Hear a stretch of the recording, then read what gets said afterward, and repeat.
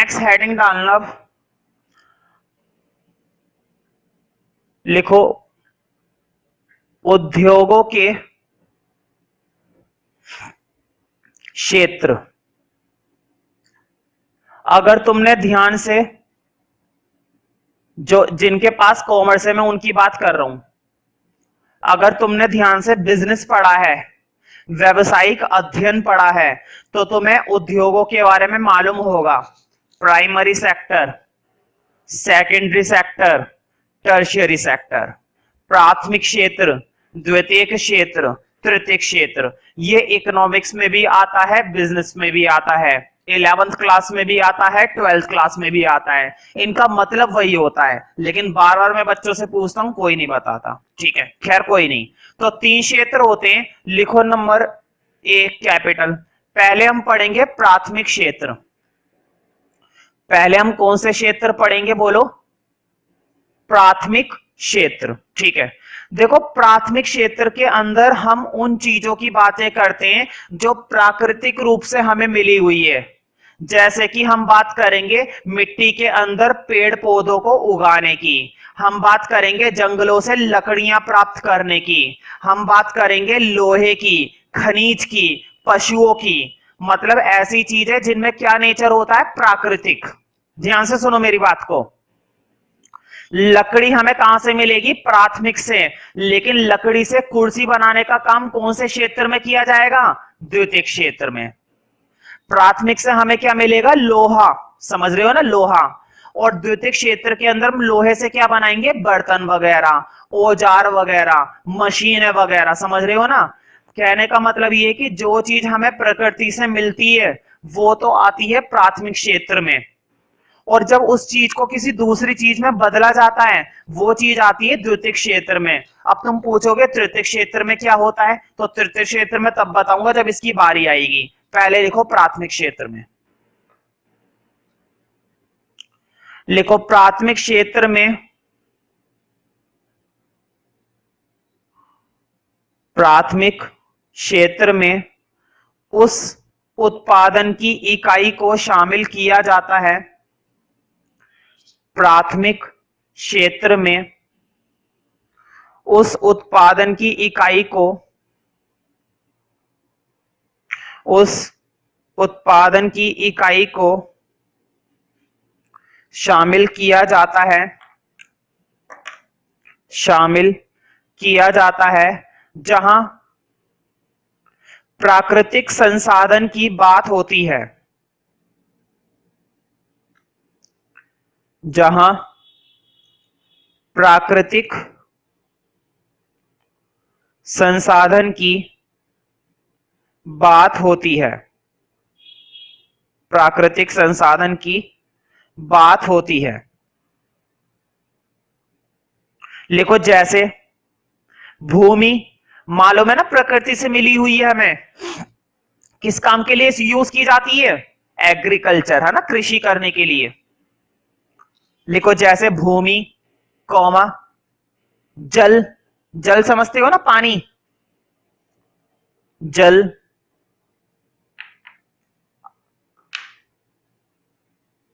Comma, फसल उगाना,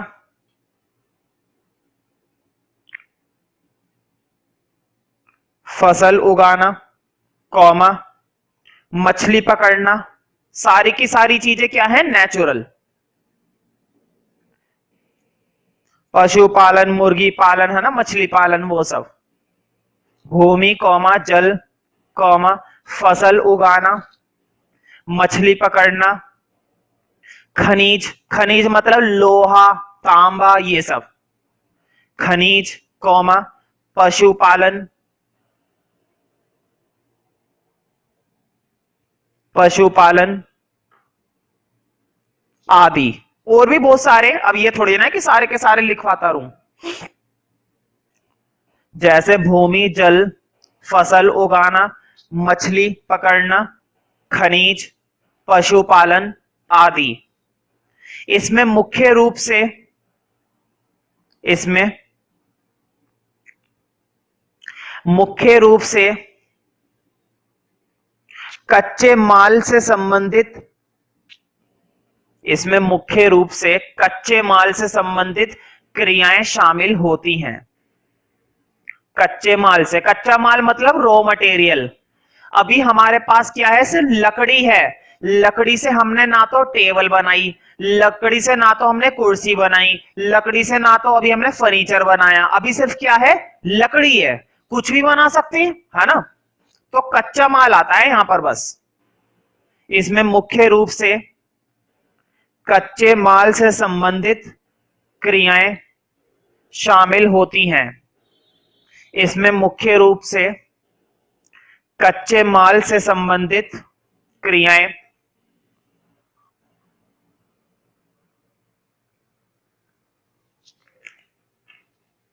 शामिल होती हैं, शामिल होती हैं। ठीक है, अब बदलेंगे। जो चीजें हमें प्राथमिक क्षेत्र से मिलती हैं, जो कच्चा माल हमें प्राथमिक क्षेत्र से मिलता है, उसे हम द्वितीयक क्षेत्र के अंदर दूसरी चीजों में बदलते हैं। फॉर एग्जाम्पल, लोहे से चीजें बनाना, प्लास्टिक से कुछ चीजें बनाना, समझ रहे हो ना। तो अब बारी आ चुकी है सेकेंडरी सेक्टर, यानी कि हमारा द्वितीयक क्षेत्र। कौन सा क्षेत्र, द्वितीयक क्षेत्र। लिखो लिखो, इसमें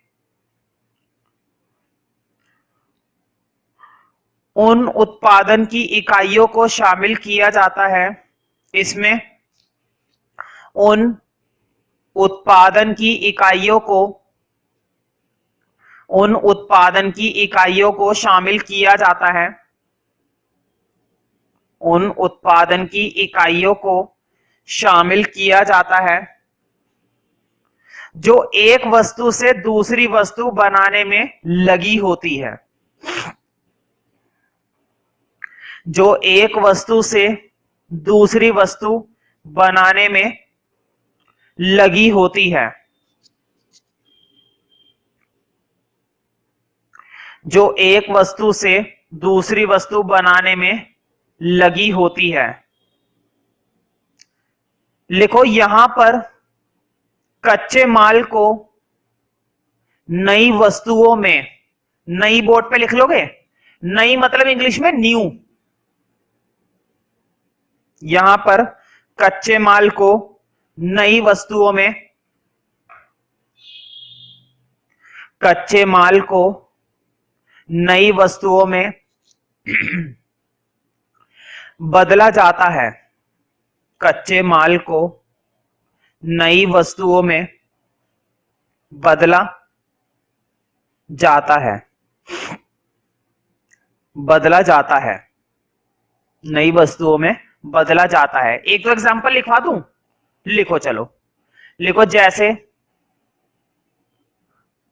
लकड़ी से फर्नीचर बनाना, लिख लोगे ना हिंदी में फर्नीचर, लिख देता हूं चलो, एक बार देख लेना कि मैंने सही लिखा है या नहीं। वैसे जहां तक है सही लिखा होगा, अगर सही नहीं है तो अपने आप लिख लेना, है ना। तुम तो जानते ही हो सब लोग, है ना। जैसे लकड़ी से फर्नीचर बनाना, ठीक है। अब लिखो तृतीयक क्षेत्र। मुझे बताओ, प्राथमिक क्षेत्र में तुम्हारे पास लकड़ी थी, द्वितीयक क्षेत्र में तुमने उस लकड़ी से क्या बना ली, कुर्सी, टेबल, फर्नीचर बना लिया। लेकिन चीजें बना बनाकर इकट्ठा करे चले आ रहे हो, बेचेगा कौन? मैं बेचूंगा क्या पढ़ाई छोड़कर? नहीं, मैं तो नहीं बेचूंगा। यानी कि कहने का मतलब ये है कि जब तुम चीजों को बना लेते हो, जो वस्तुएं तुमने उत्पादित कर ली है, वो वस्तुएं उपभोक्ता तक पहुंचानी भी तो होगी। क्या उपभोक्ता के पास पहुंचाओगे? नहीं। उपभोक्ता तक पहुंचाने के लिए तुम्हें सेवाएं चाहिए, यातायात की सेवा, पेमेंट लेने के लिए कैश की सेवा मतलब बैंकिंग। अगर रास्ते में तुम्हारा माल गुंडों ने लूट लिया या नदी में गिर गया, यानी कि तुम्हें इंश्योरेंस भी कराना पड़ेगा, बीमा की सेवा। तो ध्यान रखना, तृतीयक क्षेत्र तुम्हें क्या प्रदान करता है? चीजों को उपभोक्ता तक पहुंचाने के लिए सेवाएं। अगर तुम्हें सेवाएं ना मिले तो तुम्हारा कुछ नहीं हो सकता, ठीक है। तो लिखो सी, सी में लिखो तृतीयक क्षेत्र, लिख लोगे ना तृतीयक, लिख लेना भाई, मैं तो लिख पाऊंगा नहीं। चलो लिख ही देता हूं, पता नहीं है सही है या नहीं, बाकी देख लेना मात्रा वगैरह, मुझे नहीं लगता ये सही होगा। तृतीयक मेरी में ये लिखा हुआ है इसलिए मैंने ये लिखवाया भाई, अगर तुम्हें सही लग रहा है तो लिख लो, और अगर नहीं लग रहा तो जो सही लगता है वो लिख लो, ठीक है। लिखो तृतीयक क्षेत्र में, तो इसमें कोई वस्तु नहीं होती, इसमें क्या होती है, सेवा होती है। बैंक की सेवा, यातायात की सेवा, इंश्योरेंस की सेवा, समझ रहे हो ना। लिखो, इसमें उन इकाइयों को शामिल किया जाता है जो सेवाएं प्रदान करती हैं। इसमें उन इकाइयों को, इसमें उन इकाइयों को शामिल किया जाता है जो सेवाएं प्रदान करती हैं। इसमें उन इकाइयों को शामिल किया जाता है जो सेवाएं प्रदान करती हैं। लिखो, जैसे यातायात, यातायात समझते हो ना, ट्रांसपोर्ट, एक जगह से दूसरी जगह फेंकना,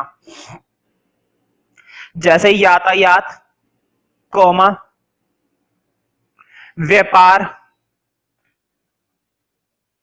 व्यापार मतलब धंधा, जैसे यातायात, कौमा, व्यापार, कौमा, बीमा, बोर्ड पे लिखा हुआ है बीमा, बीमा को इंग्लिश में बोलते हैं इंश्योरेंस, कहते नहीं इंश्योरेंस करवा लो, स्कूटर का इंश्योरेंस, कार का इंश्योरेंस, अपने माल का इंश्योरेंस, इंसान का इंश्योरेंस। बताओ, वो वाला ऐड आता है ना, जीवन के साथ भी और जीवन के बाद भी, मतलब जब तक जिंदा है तब तक तो पीछे लगा रहेगा, मरने के बाद भी पीछे नहीं छोड़ेगा, ये बोलता मरने के बाद भी। अजीब इंसान है भाई। यातायात, कौमा, व्यापार, कौमा, बैंकिंग, कौमा, बीमा, होटल, शिक्षा आदि। बताओ ये सारी चीजें क्या हैं, सेवा ही तो है ये कोई अपनी वस्तु थोड़ी ना बेचती हैं, ये वो होते हैं जो तुम्हें क्या प्रदान करती हैं, सेवाएं।